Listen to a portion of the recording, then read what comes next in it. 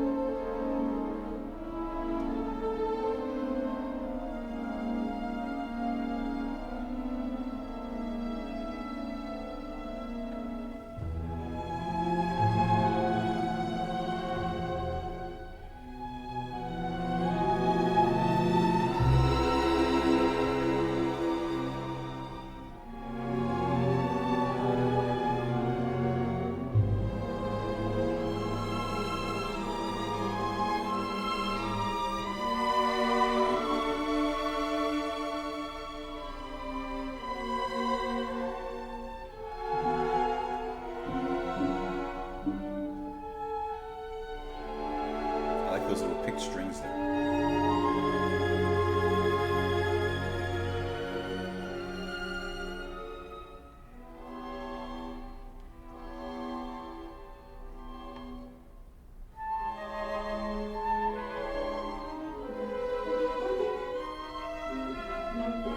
I like the notes in it.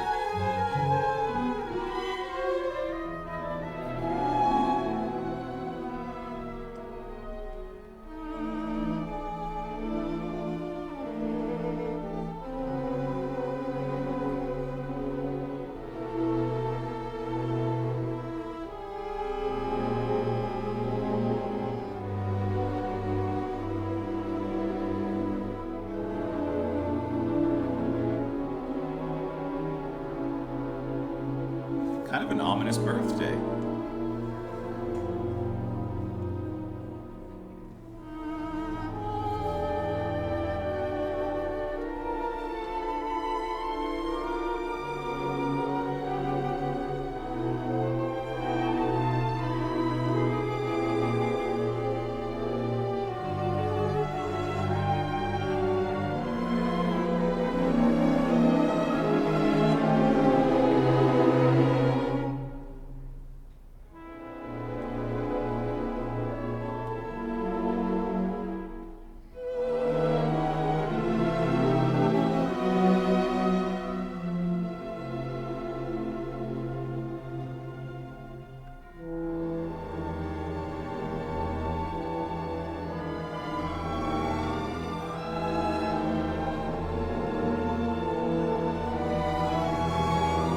I really like the notes, the bells.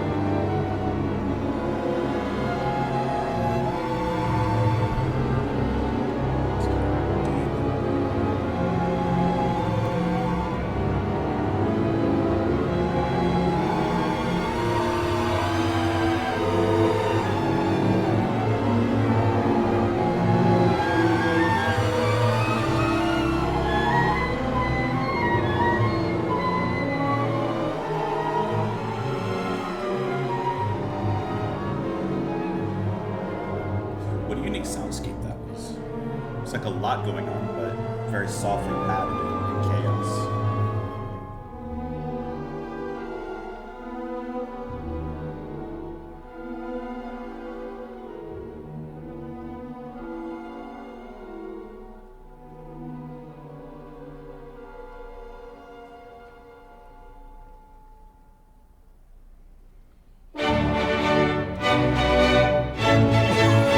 What a change! Okay.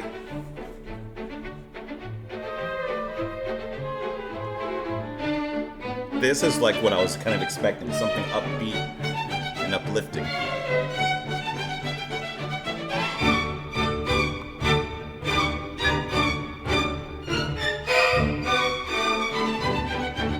Oh, that was cool.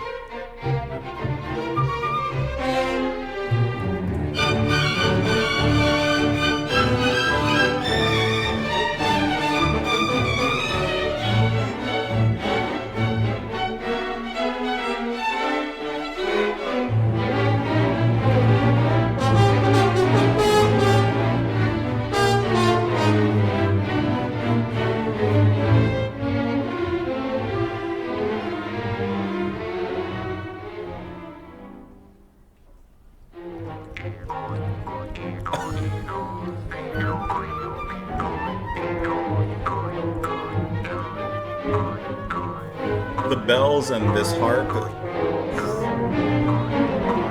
very interesting to bring into this.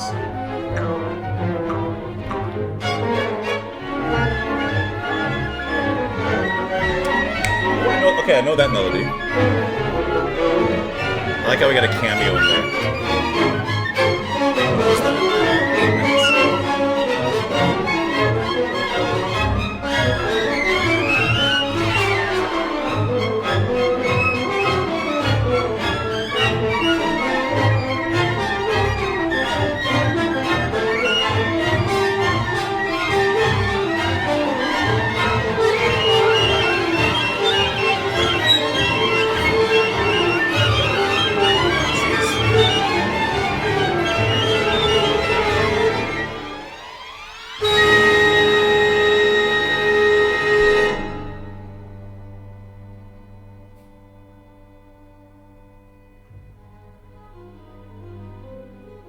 What a switch.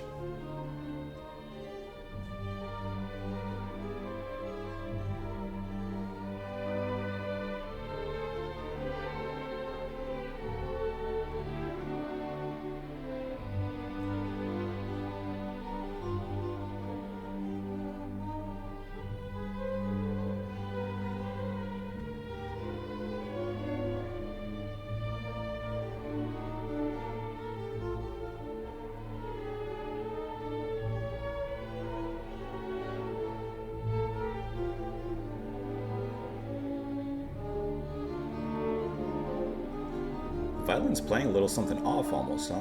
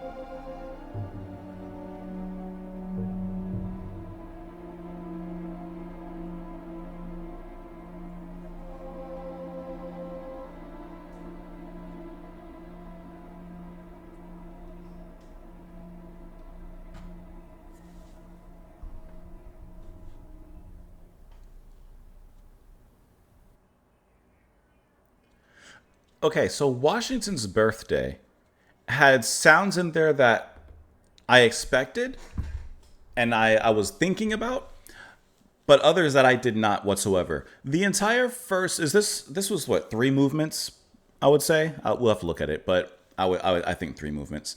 And the first was, setting a particular scene, and most of the chords and notes used in that scene were kind of layers and layers of, to be honest, almost like a dread-like feeling. I thought there was something very dark, beautiful, but dark about the whole opening, and it wasn't the kind of sound I was expecting when I see the title of this piece, Washington's Birthday. I'm expecting something uplifting and happy and celebratory, which we get in that second movement as the music, it comes to a pause in the first and then just springs into step afterwards, which that's what I was expecting. And it's really cool, that middle section, how it plays with those expectations. It's up tempo, the strings are flying, it's celebratory, but then there's still kind of notes of the beginning kind of seeping through. And especially near the ending of the second movement, it's like it begins to have this cluttered influence that starts in the bottom and slowly kind of floats its way to the top before ending in the third movement and kind of bringing everything together, but ending in a more peaceful resolution than the kind of controlled chaos in the first. But I thought that was really cool how, let me bring you guys here real quick. Here, it sounds like, to me, it sounds tense.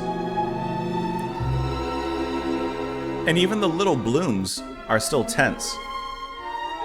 I love, by the way, seeing all the different notes included in the sheet music here, and some of the notes included in the margins, how to play, and if this particular instrument isn't available to use others, like with the bells, and I like the Jew's harp that was included, the brown, very, very unique sound. I guess thinking about Washington's Birthday, I guess it is a sound that I could kind of associate with like an old America, an old Americana kind of sound. And I love the bells being used at certain points because it does to me, sound like, the church bells are tolling for a birth or for a christening or whatever happened. I don't know. In Washington's Birthday, just celebrating him, right? So I think that works very, very well here. And then here, Allegro, it's the speed up. Listen to this switch. Listen to the switch here. It's big, massive, glorious. That's cool. And listening to that, like I said, even, the sound, while big, celebratory, and symphonic, is reminiscent of old America. And you even have around 8 minutes, I couldn't tell you the name of the piece, don't ask me, but you have a little cameo from a very familiar melody. I guess I skipped a little too far ahead. Let me go back a little bit. There.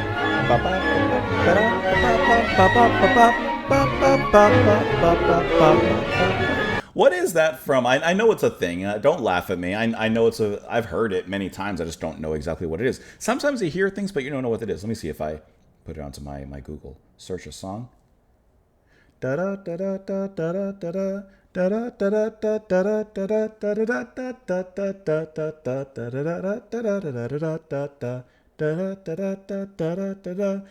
da da.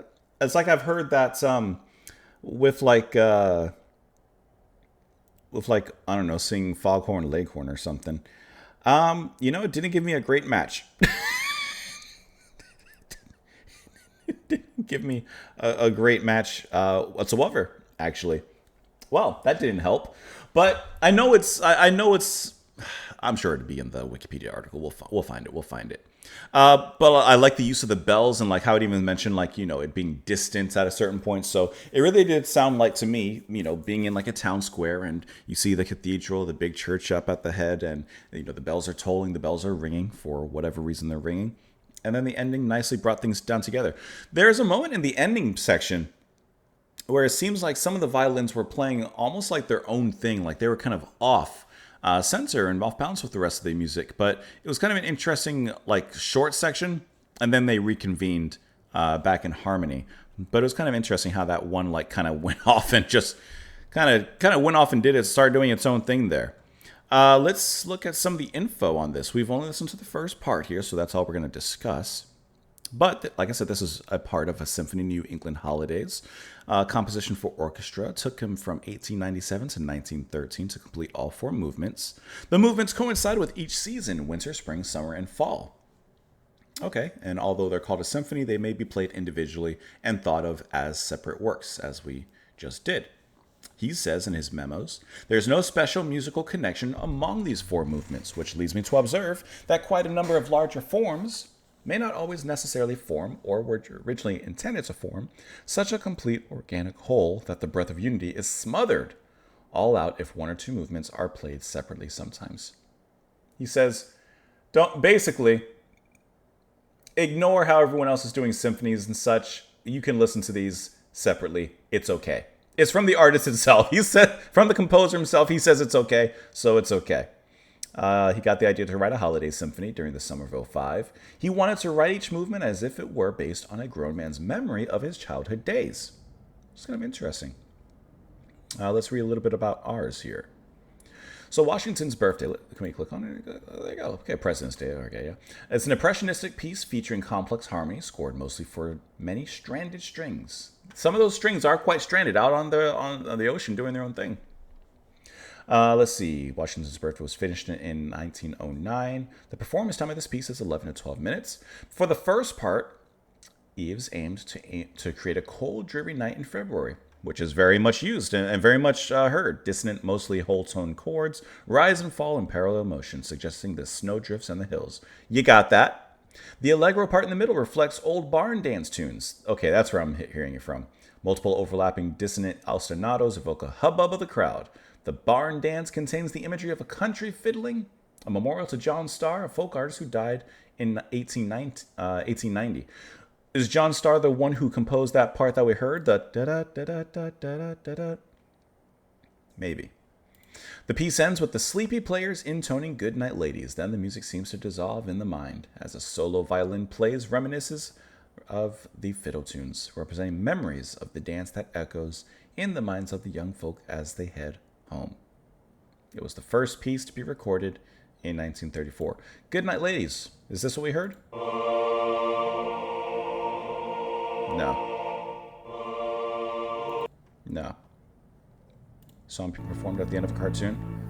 The History Man. Good night, ladies. Good night, ladies. So this was the very end. So that was like the very, very end of the piece then. Okay. So I'm curious, why was it called Washington's Birthday? I mean, I know why, but was there something that influenced him specifically to make this the sound of the piece and everything? I don't know, but that was cool nonetheless. I really like that middle section. I think that was really fun. Those little cameos in there. Let me know what you guys thought of it, of course, in the comments down below. I appreciate you being here and watching. Alan, thank you so much for the support as well. Hope you guys enjoy the rest of your day.